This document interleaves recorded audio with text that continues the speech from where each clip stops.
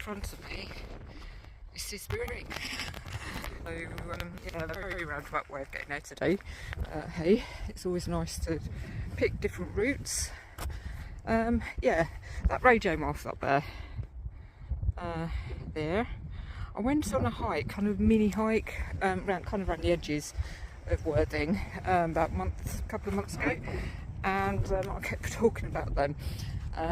What I was passing was radio masts, and I kept sort of referring to that. The one that I've just, that I can see now, thinking it was the same thing.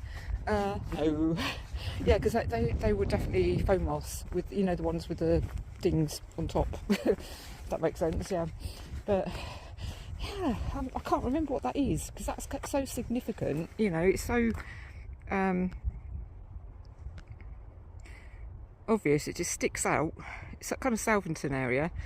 How could I not notice? Well, I've definitely walked up there, that path there. So how could I not notice?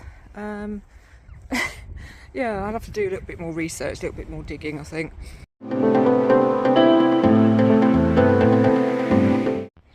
Yeah, nice view of Worthing and the sea there. I do love being up here, and you can just see that.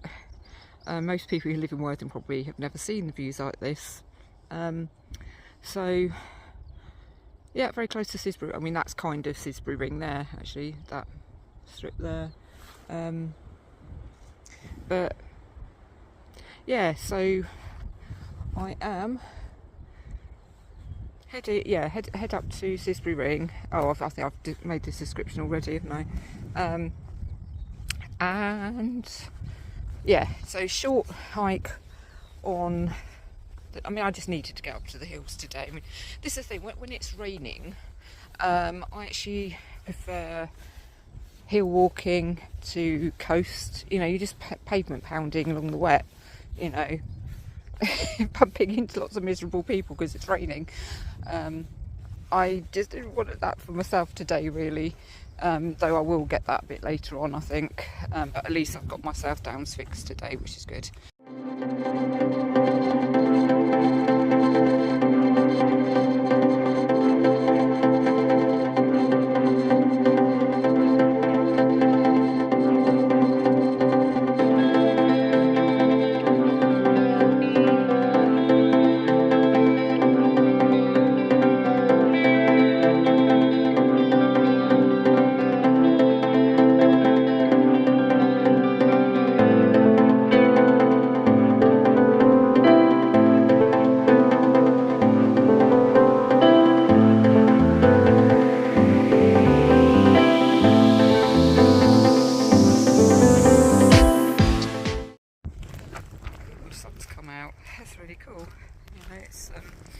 You can feel a little bit of warmth from the sun, because it's very much colder today than it was yesterday and the day before.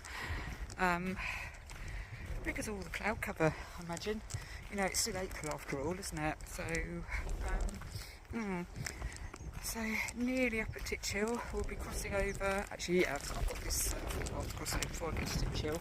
Titch Hill is, I used to call it Titch Bloody Hill because it used to get on my nerves. It's actually a road that leads up from something, up through the downs. I can't remember where it ends up, but it just seemed like all my hiking maps in the early days were taking me up Titch Hill. But I know all the other routes that make it a little bit easier, because you don't really want to be walking up country lanes too much if there are other alternatives. So, as I say, I know all the footpaths up here anyway. That always looks really so kind of. It doesn't look that steep on here actually. It's like a little slope, but it was just like ooh, but it's not really. They always get a lot worse when you're just about to embark or go up a hill. It always looks a lot worse than it actually is. It's a tiny little slope really.